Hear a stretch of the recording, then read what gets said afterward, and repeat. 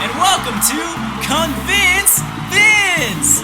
I'm your host, Vince Johnson, and on today's episode, please welcome Mark. Hi, everybody. I'm not sure why they picked me up in that strange van, but I'm glad I'm here. And John. Hi, I stopped masturbating to be here. Oh, good job, man. It wasn't by choice. Oh. Okay, settle down now, guys, settle down.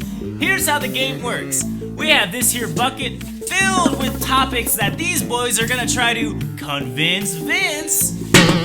And if you convince me, you don't get to take a shot and the other person drinks. But if you can't convince Vince, you're taking a drink, buddy. Ready to play, guys? You see, Vince, I think I got this game in the bag. Because I've been prepping lately. I've been getting all the neighborhood kids together, and I've been convincing them to drink my urine. Telling them that it'll keep them youthful. That might work, actually. Alright, boys, let's get to it. Here's our first topic.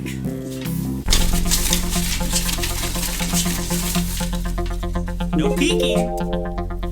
Alright, boys, I'm gonna need you to convince me that sex should wait till marriage. Now, to me, sex is sacred, Vince. You can't just go off diddly-doing whoever you want when you diddly-do won't. You see? Now, if we're talking about that premarital stuff, Vince, you can't be doing any of that, because that's the devil's work. You don't want the devil all up in your business, Vince. Because I tell you what, that includes anal, and that includes oral, and testicular. Now, if you're gonna go off sticking cucumbers up your ass, that's all fine and dandy, Vince. But you can't be sticking the pee-pee in the poop chute unless that bitch has a ring on her finger. Well, I'm gonna have to say that you convinced me! Hey! 1 point here for John, 0 Thank you. points here for Mark.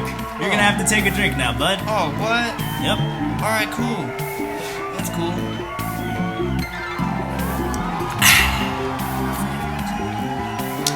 Alright, time to move on to round 2. In this round, if you don't convince Vince, you have to chug a whole beer. Alrighty, your turn, Mark. Oh, fuck. Alright, I'm ready. I'm Here ready, we go. Vince. Give it to me. Ooh, this feels like a good one. Convince me that they should lower the smoking age to 9 because it will teach them valuable life lessons. Oh, okay. That's a good one. That's a good one. Let me see.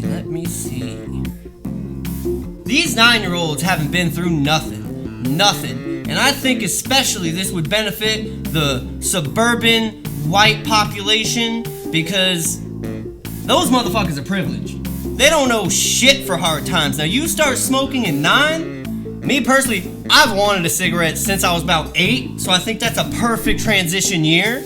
But if you haven't smoked when you're 9 years old, you just don't know hardships. It's valuable life lessons when you smoke till 9 and you grow up to be 30 and you can barely breathe and you're trying to play with your kids but you're too busy coughing. Now that's some hard shit. And I think that's the least they can do for the rest of America. Just take one for the team. Well, Mark, I gotta say, you didn't convince me. Oh, come on now, Vince. Vince, I thought I was your buddy now. Sorry, Mark, those 9-year-olds are just too precious. Man, I thought that was a good argument, but alright. I respect your word, Vince. Looks like you gotta chug that beer, Mark. Now hold up there, Mark. Because I think you kind of changed my mind a little bit. Yeah? My Uncle Tommy, he's been smoking since 7 years old. And he still smokes to this day, and he's 68 years old. 68 years old. He's learned a lot of lessons. So what are you saying here, John? You're kind of holding up the show. Well, I might as well drink with you. Oh, you really mean it? You may not have convinced Vince, but you convinced John. I don't know about this show, but I think I just got myself a drinking buddy, Vince. This is a Convince Vince first. Both contestants are chugging a beer.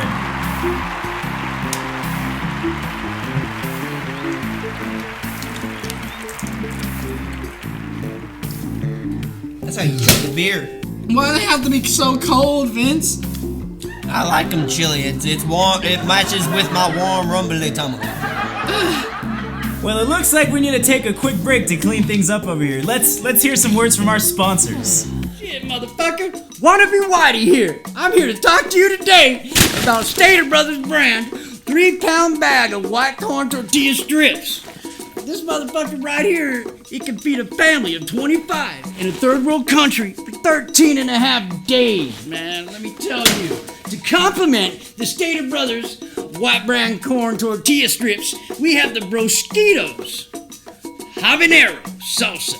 Now this habanero salsa, it's good for your mouth, it's good for your belly, but it ain't good for your butthole. Man, those Broskitos, they ain't good for no butthole. Let me tell you. And now, even on discount, we have a pre-opened, maybe about 1 week old, restaurant style salsa we can give it to you as a discount if you want, one day only today. But if you want it, you gotta come and get it. To accept all payments, we accept MasterCard, Visa, cash, and Social Security with EBT bonus. Now, if you pay today, we will send a family out in that third world country, and we will send them food, and it'll feed them for a month. We need your support. And we're back. Welcome back to Convince Vince. It's time for round 3. Loser of this, the person who doesn't convince me, chugs 1 beer. And it's John's turn. Are you ready, John? No!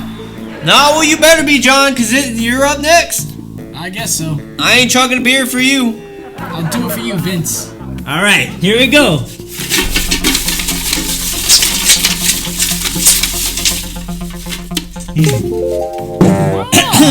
I need you to convince me that heroin is the best alternative to coffee. Have you ever went to Starbucks at 7 in the morning and you pull up into that drive-thru and the barista's just giving you a dead look in the eye like, damn, this motherfucking junkie has not gotten his fix yet. Only in Desert Hot Springs. Now I'm tired of going to Starbucks every morning and getting dirty looks from that fat fucking barista that doesn't know how to make my macchiato the way I prefer it. Fucking Tanya, man. Bitch. From my perspective, why go and drive to get some coffee when you can drive a fucking needle into your veins? That's why heroin is the best alternative to coffee.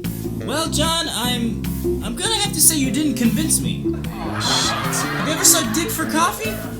I guess you're right. That makes a lot of sense.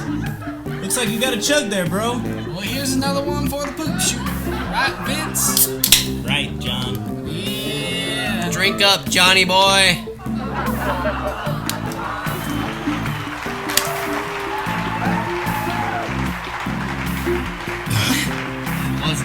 Can we go on to the next round? Yes. Round 4 is here, ladies and gentlemen. Here we go. It is now Mark's turn. I'm ready, Vince. Give it to me. Here we go.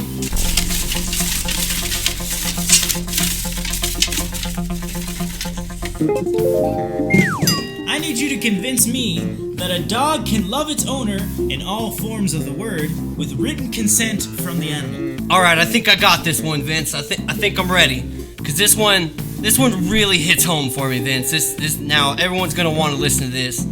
See, I got this special boy waiting for me at home every night. I call him Gizmo the Gizzard. Yeah, he's a real good boy. And see, he's vocal. He's very smart. He talks to me, lets me know when he wants to go outside, when he wants some food, when he wants some bitches. And that last part's really important to me. I make sure Gizmo the Gizzard's got his bitches. Now, it recently occurred to me about 2 weeks ago that he doesn't like the same bitches that he liked before. You know what I'm saying? He's trying to switch it up on me. Now, I give him all the options. I give him the Chihuahuas, I give him the Shih Tzus, the Dachshunds, the Foxhounds. Fuck, one time I even gave him a Greyhound, Vince. You know how fucking expensive a Greyhound is? He didn't want any of them bitches. He told me with his strong and powerful voice, nah, son. You're the one that I want. You're gonna be my bitch tonight. And see, I think if there were a law in place where I could just get a nice written contract out, get it notarized and all that legal mumbo jumbo, I think I could get a nice signature for my Gizmo the Gizzard. He's got a nice paw print, really sexy on paper, and I think that would sum everything up. Now, if that doesn't convince you, that story of love and deep sensual connection, I'm gonna just have to sit Gizmo the Gizzard on you. He really loves his Gizmo. I'm starting to think you're just a little weird. Well, yeah, that's why you picked me up in that strange van, right? Just drink, Mark. Just Oh, drink. fuck. Fuck me. And fuck your rules and your establishment, Vince. Another one down the hatch. Alright guys, well it's time for the final round, and I want you boys to have your minds ready and quick because it's the lightning round! Now you see, Vince, I'm used to coming prematurely, so I think I'm pretty good at going fast. Yeah, I don't know about you, Vince, but I've been building up on my liquid nutrition, and I think I'm with the lightning speed these days. I'm good to go. For the lightning round, we're gonna have 3 topics from the bucket, and you both are gonna try to convince me, one for one side of the argument and one for the other. Alright? Let's go! Alright, let's do this. Pick something good for me, Vince. I can hear it. I got one. Alright, give it to me good now, Vince. Alright, and it's because it's the lightning round, you only get 1 sentence each. Oh, fuck, 1 sentence. Alright, let's do this. Convince me that the homeless should or should not be entitled to free rim jobs at every Denny's throughout the US of A. A good, clean butthole is a happy butthole. Okay, Mark. Okay, how about you, John? If you've ever licked a booty hole, you'd know it's like licking a fresh big old sack of cocoa. That's a good point. But I think Mark had the true convince here. Yes. You got me, Mark. Time to take a shot, John. Drink up, Johnny boy, you little quick, bitch. It's the lightning round. Now, could you give me a good luck blow, Vince?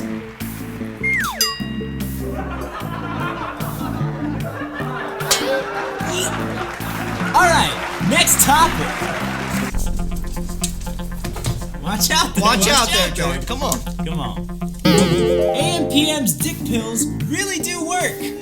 Let me tell you here, Vince, your dick ever been salty? Because a salty dick is not a long-lasting dick. If you take those AM/PM dick pills, Vince, and you chug it down with some Red Bull, you'll have the cock of a stallion. You convinced me, John. Thank God. Looks like you lost, Mark. Oh, Vince, come on, man. Drink up. Man. You gonna spit in this one too?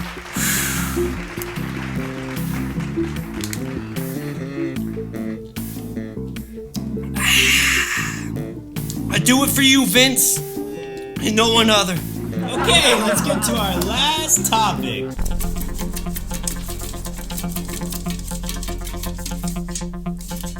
Alrighty.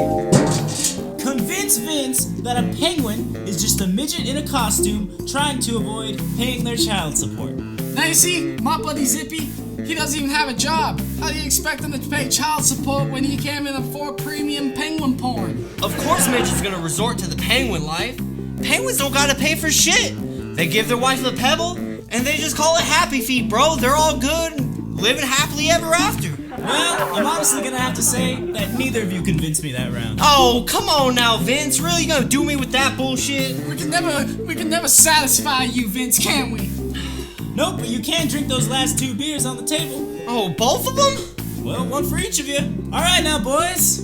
Chug a luck. For you, Vince, anything. All right, Vince, let's do this.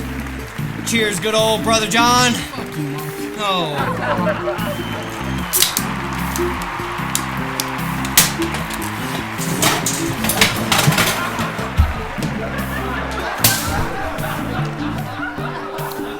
Well, Fuck this show, Vince. that's my name, Vince Johnson, and this has been another great episode of Convince Vince. Thank you all for watching, and have a great night.